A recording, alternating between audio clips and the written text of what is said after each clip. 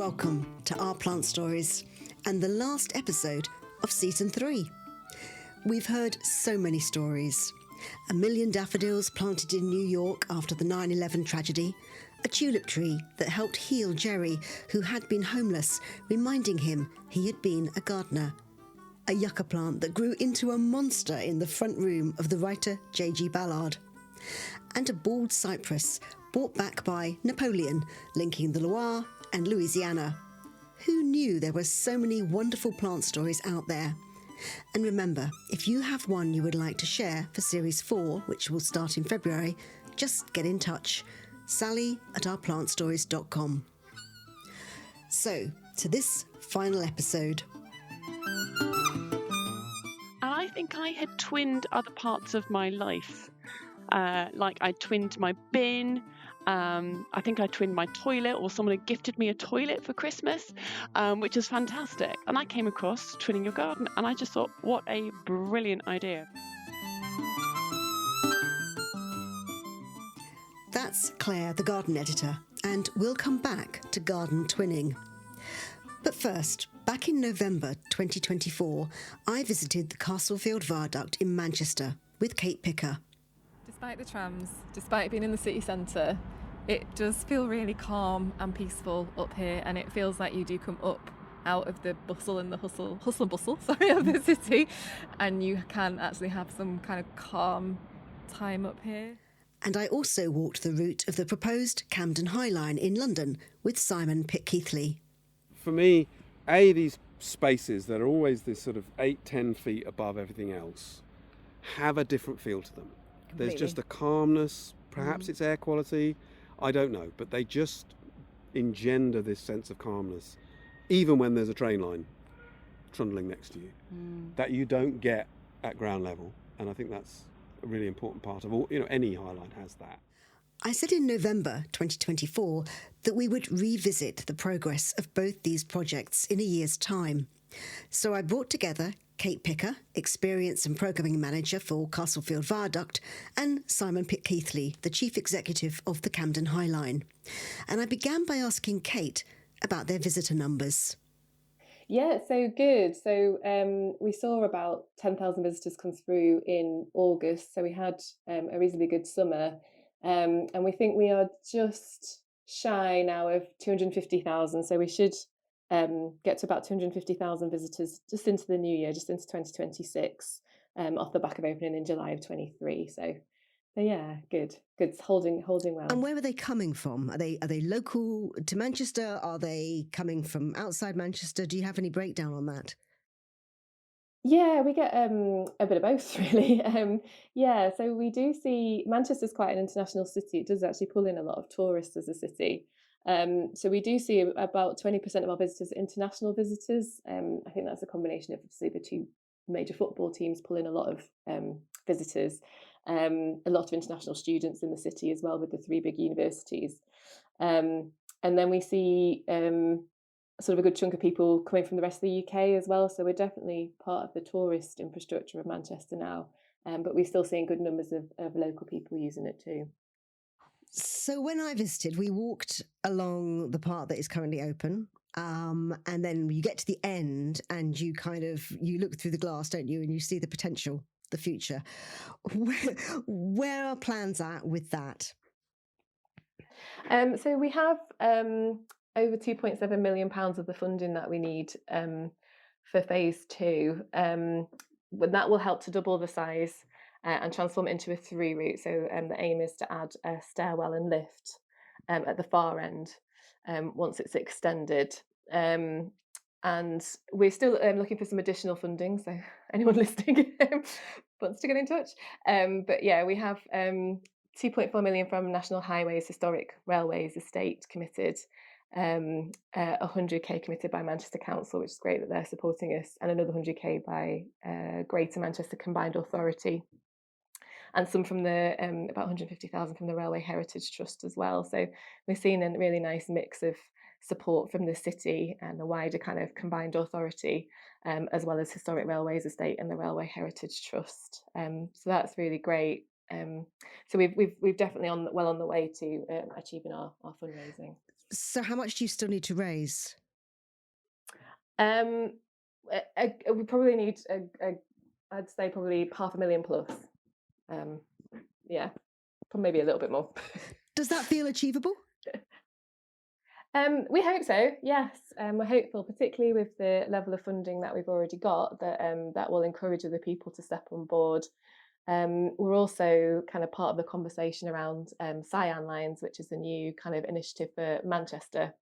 And that's around connecting blue and green spaces in Manchester. And that's founded by Tom Bloxham and Pete Swift, along with our Mayor Andy Burnham and others. So that's a Manchester initiative, but the viaduct fits really nicely within that, being kind of very close to all the canals. So that's another kind of, in the next 10 years, they want to connect all that up, and we're kind of hopefully sitting as part of that as well.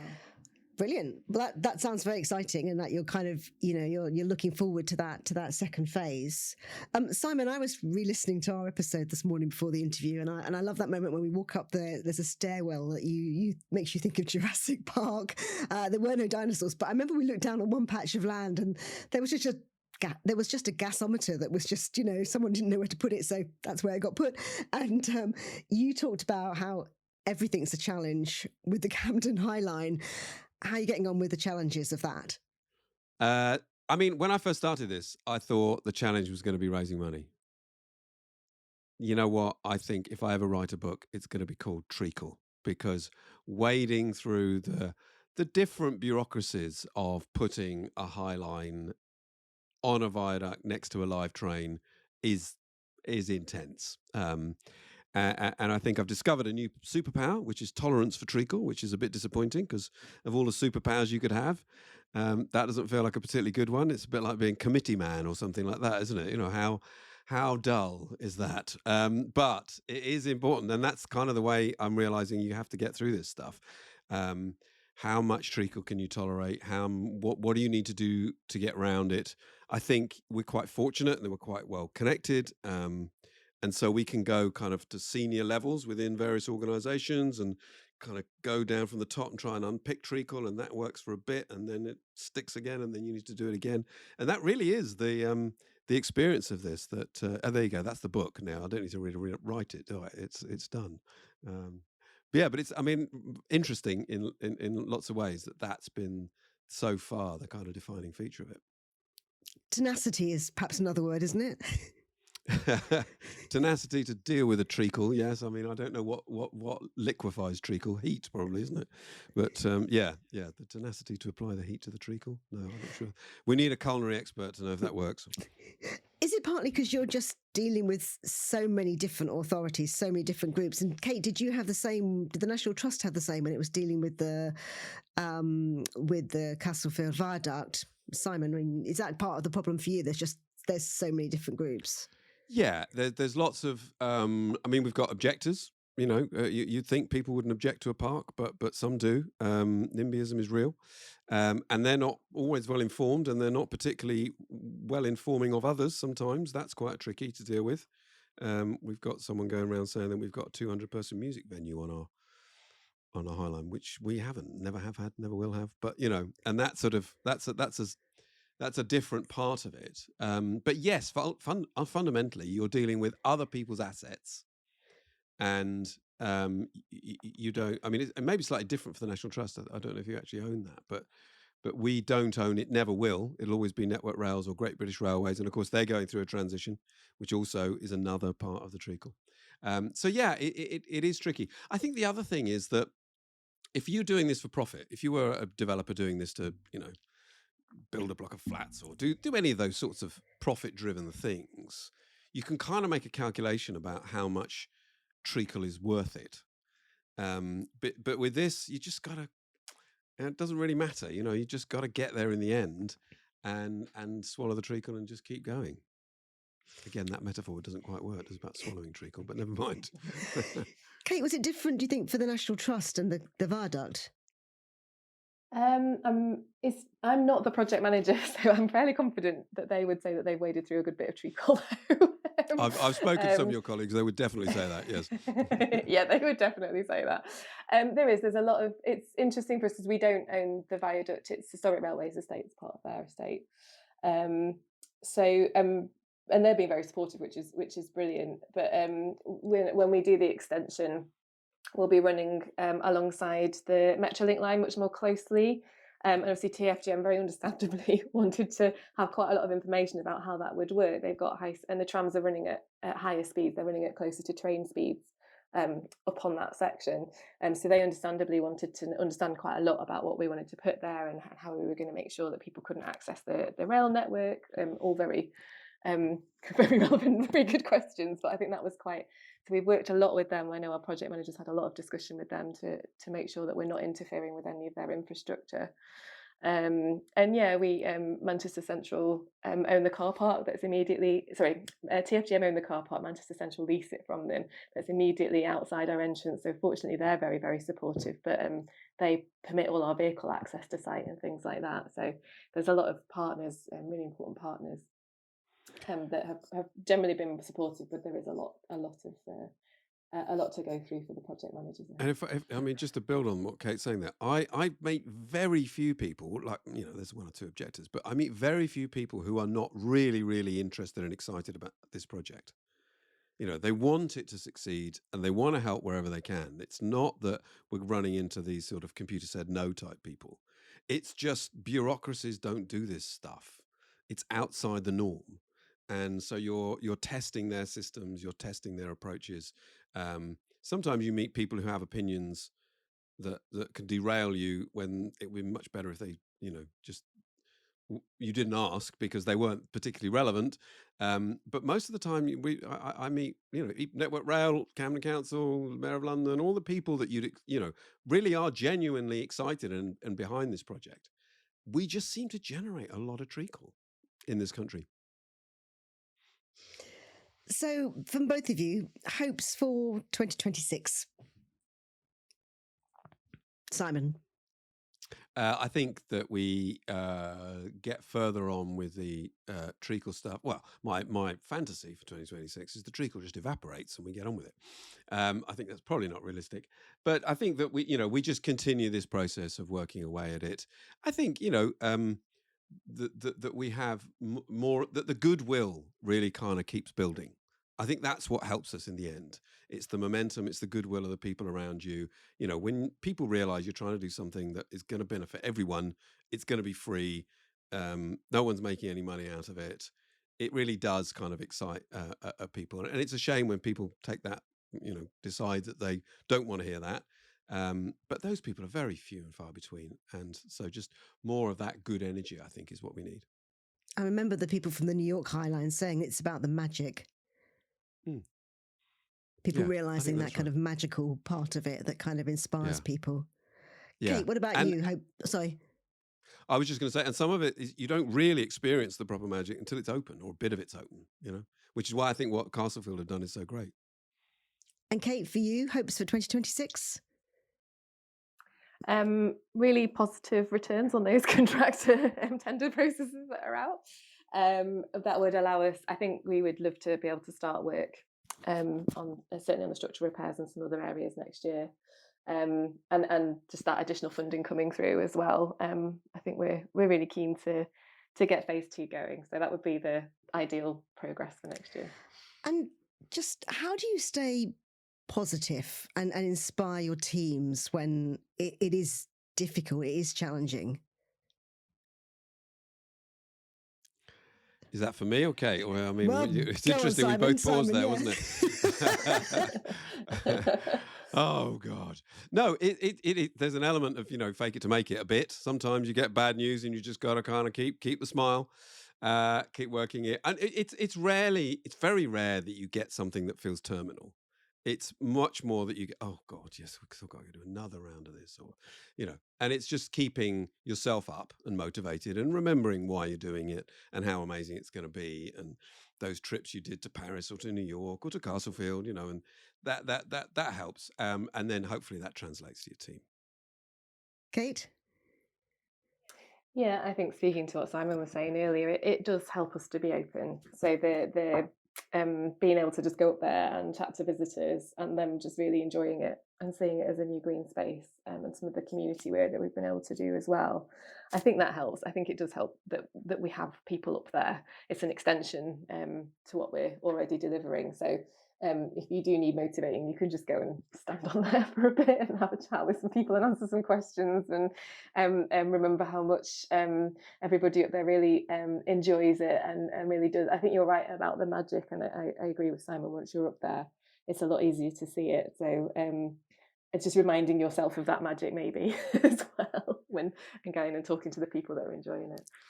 And I think I was lucky enough this July to go to New York and walk the New York Highline with Richard Hayden, who is so excited by that Highline and so, inspired by it. And it is the most inspiring kind of Highline, basically. It's fabulous and it's being used so much. Does that still offer inspiration to the two of you?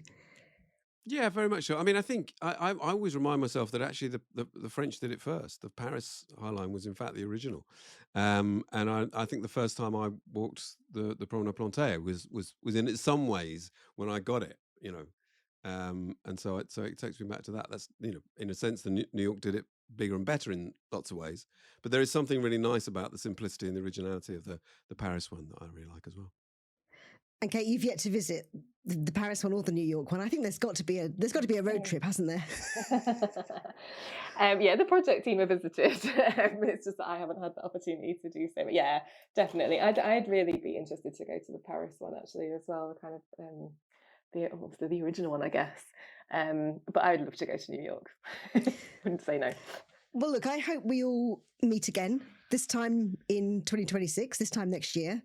And we'll gather again. Maybe I'll come and be on the, Castlefield Viaduct again. Maybe Simon will be looking at something else. Who knows? We'll be back on the Jurassic Park looking at how it's going. But excited for both of you and keep going, because I just think it's inspiring watching your tenacity and your determination to wade through that treacle, because not everyone would. Other projects have fallen by the wayside, haven't they? But you guys keep going, and that is fabulous for all of us.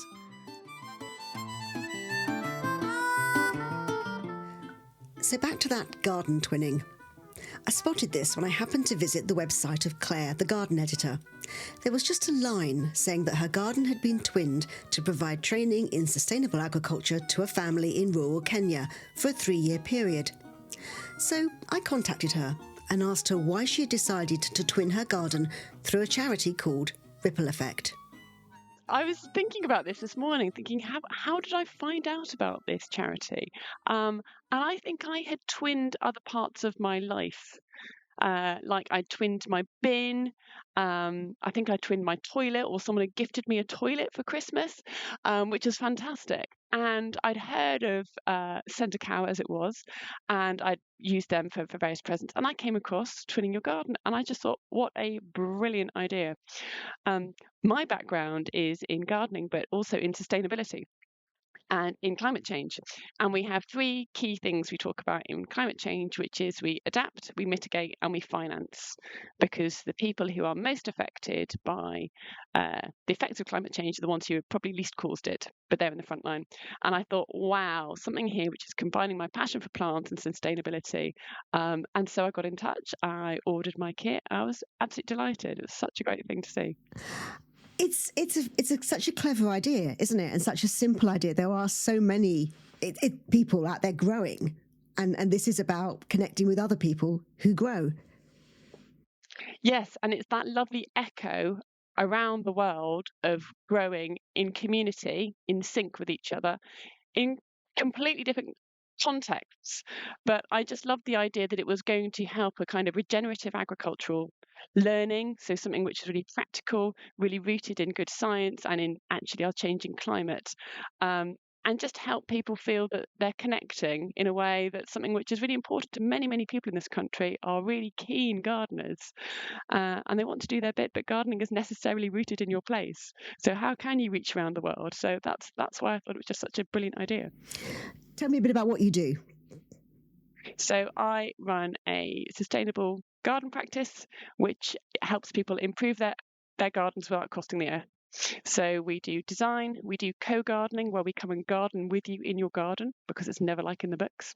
We do talks, increasingly do things where we come and do what's called an edit. So we come and either chat to you in your garden for an hour, or write up a report and saying this is how you can improve your garden. So we're rooted in sustainability, but also with practicality, design, and real worldness about ourselves, if that makes sense.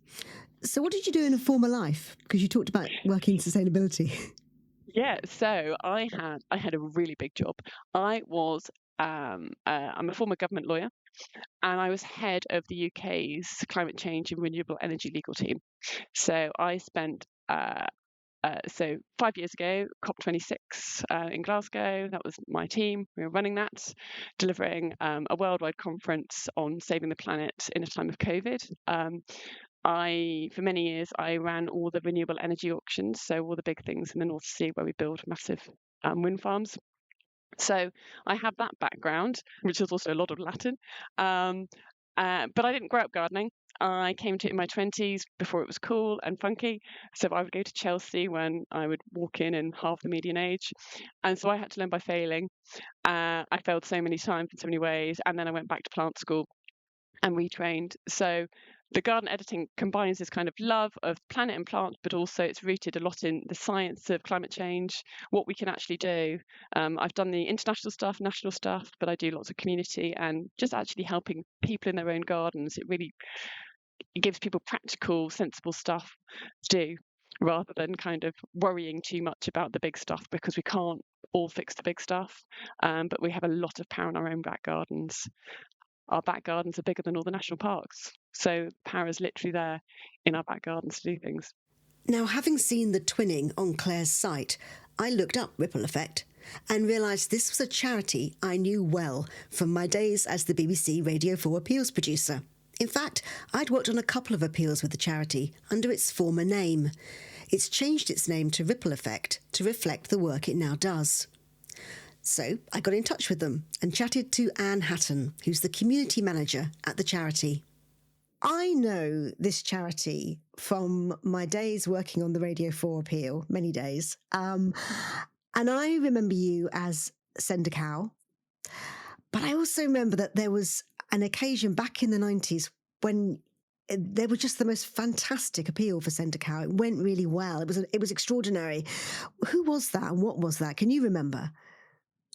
I can't remember all the details about it, I'm afraid, but it was the Financial Times and it was big, and people noticed us. It was a very successful article in the Financial Times.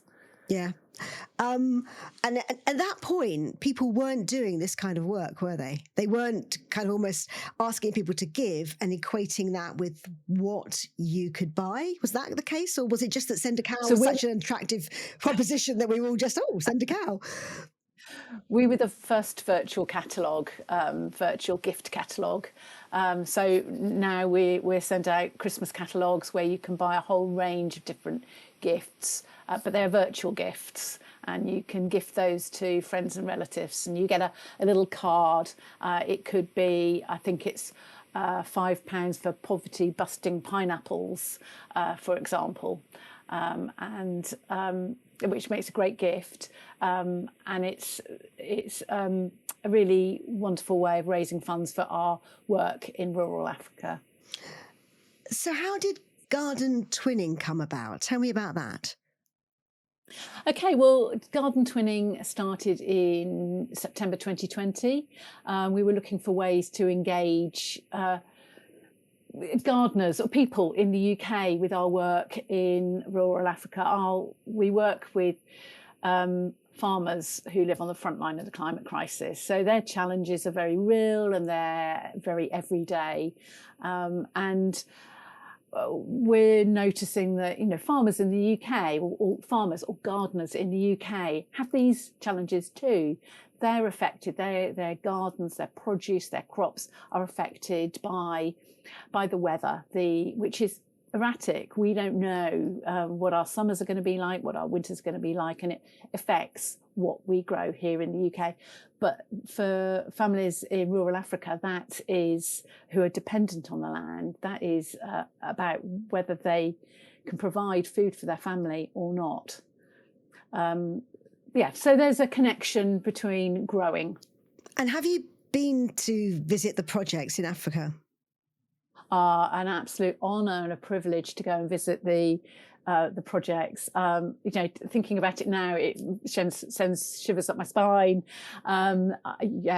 Every project we visited, the whole community came out in force with joy, excitement, singing, and just so. What a welcome. If you're going to be welcomed, that's the way to be welcomed. But the excitement of showing what they'd grown. I met a lady called Pascalina. She was 78 and she hopped from one foot to the other, just so excited to be able to show the rest of the team what she had been growing, what she'd been doing. And it was just amazing. She talked about the challenges, of course, and the challenges were frost and hail, and how those damaged and destroyed her crops, her cabbages, her beetroots, her carrots, and all the other things that she was growing. But just simply by her using raised beds, keyhole gardens, and covering them with banana leaves, made the whole difference to her. And she was just growing things. And then she told me, she said, please taste my beetroot, which I've cooked for you, and tell me that I'm a good cook.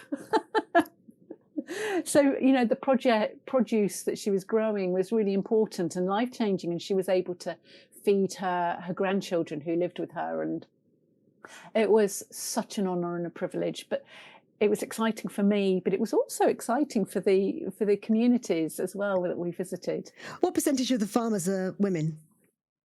65% of the farmers we work with are women, and 50% of those are widows.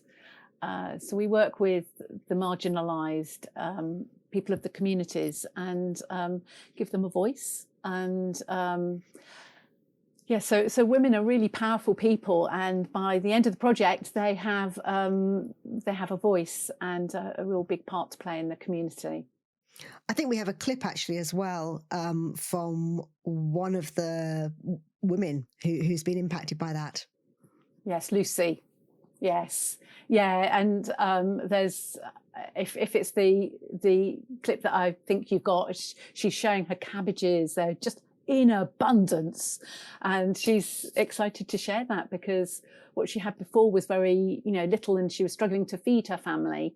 But now, with the training that she's received and the hard work that she's put into her smallholder farm, she is growing in abundance. She's growing enough to feed her family 3 meals a day, send the children to school, and have surplus to sell, and develop an income. And she's resilient with that knowledge that she's got. She's resilient to future shocks, be it drought or floods, COVID. So, diversifying the income is really important and part of the training as well. In this county of West Pokot, I'm one of those people who are lifting up the economy. Because of you, Report, there was no other person. They taught us that in life, you don't have to depend one stream of income. And by now, I can say I have about 7 streams. The veggies garden, the coffee, goats and sheep, the mango farm, the maize farm, because I sell them, the chicken, and many more. My children will not sleep without food. At least we will have to eat them and store them and at least sell the surplus. I'm happy. I'm a happy person. Thank you. And then, sorry, she then shares her knowledge. I mean, all our farmers are just so amazing. They share their knowledge and skills and training and passion with with others in their community and beyond. So that's the ripple effect. That's where we are. That's what the name means and why it's important. When you say farmers, we might have an image of a well, not even necessarily a huge farm, but a farm in our minds. Is it the same as a farm in the ones that you visited?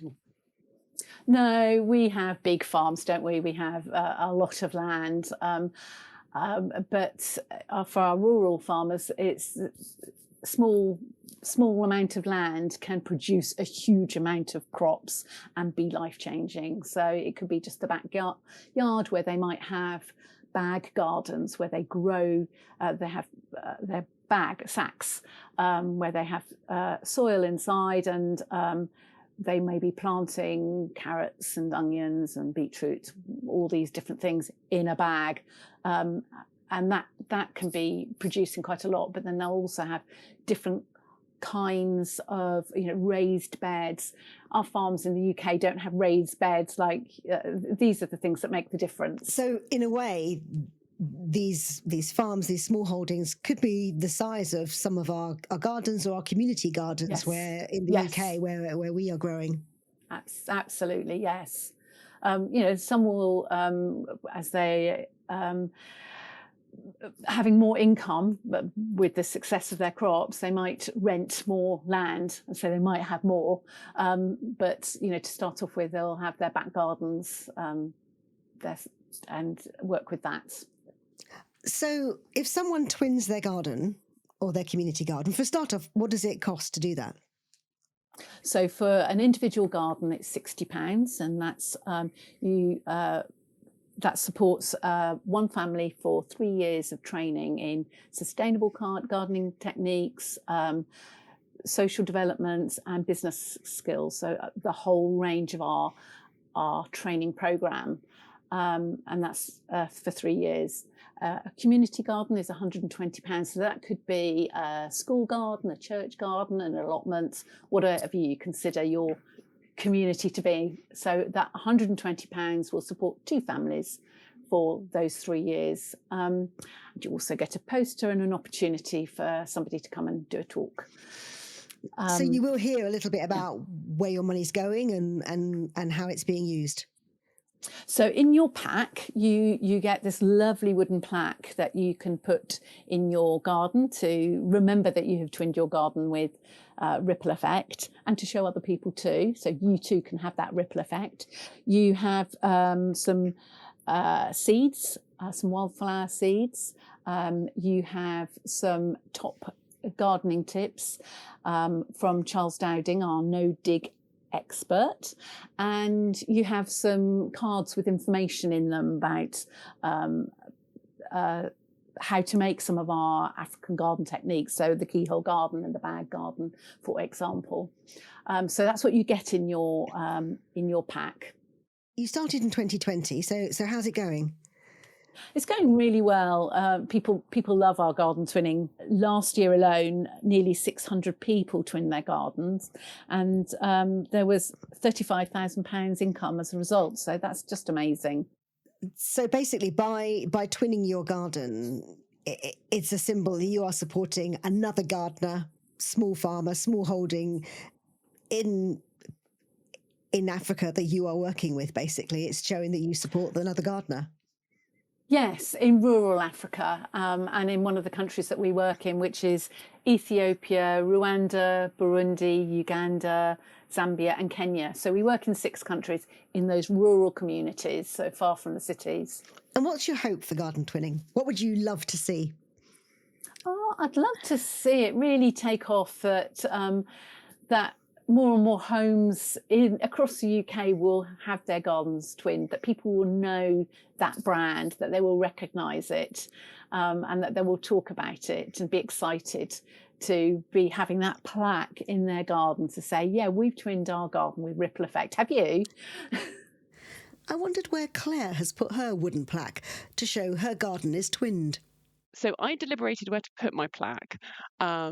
It's sustainable forest timber, so I was thinking this is lovely. So actually I put it on my shed for a long time, which was very, very nice, but not many people pass my shed. I then put it in my very, very front garden, which backs onto a road, for a while, so it kind of meanders around the place. I quite like that it kind of comes on journeys, but where it is in pride of place is in lots of my talks. I do lots of talks to gardening clubs and societies. And I say, when I do my talks about climate change, I said one of the most powerful things you can do is twin your garden. And I have photos, and I say, this is the Christmas present for the gardener in your life. Just twin your garden. I hope this has inspired you as much as it has inspired Claire and now me. I will put the links for Ripple Effect in the show notes and on the episode page on our plantstories.com, the podcast website. So that is it for Series 3. Another 20 plant stories and offshoots, making 66 in total.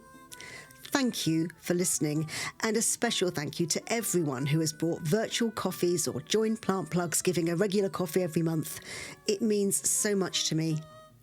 I'll be back in February 2026, but if you want to know what's happening behind the scenes of the podcast, and there will be lots happening, then sign up for the weekly blog at ourplantstories.com. And if you have a plant story and you want me to dig into it, find an expert for you to talk to, discover more about the plant, the history, just email me, sally@ourplantstories.com. Our Plant Stories is an independent podcast, presented and produced by me, Sally Flatman.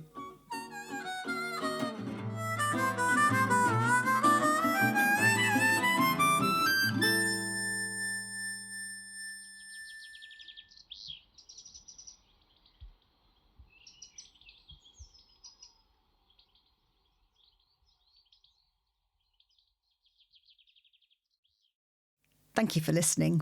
If you want to show your support for this podcast via Buy Me a Coffee, then the link is in the show notes or on the website, ourplantstories.com.